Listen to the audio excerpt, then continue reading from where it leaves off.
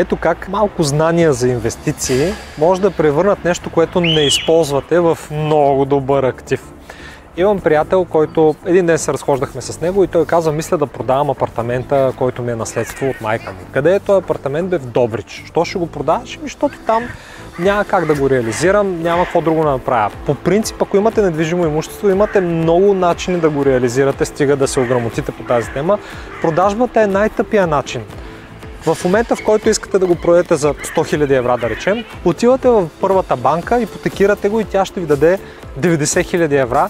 Все едно сте го продали, обаче имота остава ваш, а в същото време вие може да работите с тия пари. Естествено, изключително важно е с тия пари да не си купите последния модел скъпа кола, която да ви изяде и останалите пари за апартамента и да се чуете как да храните и колата и банката, а трябва да измислите нещо, което да правите с тия пари.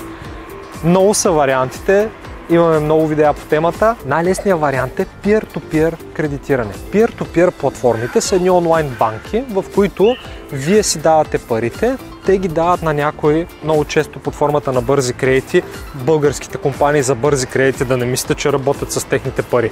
Те използват за себе си такива peer-to-peer платформи, където хора като мен, които в момента имаме някакви оборотни пари, ги даваме в тази платформа, тя ги предоставя под формата на бързи кредити, има си съответните застраховки, така че да не мога аз да си изгубя парите и ми носят една елементарна доходност от 10%, което за някакви пари, които събирам в момента за да купя нещо е окей. Иначе по принцип не е висока доходност. Запазваш си апартамента, пускаш го под наем, хоп, един доход.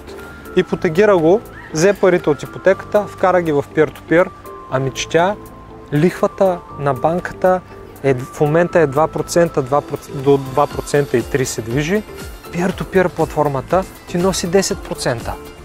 Значи ти си на 7% чисто годишно всеки месец.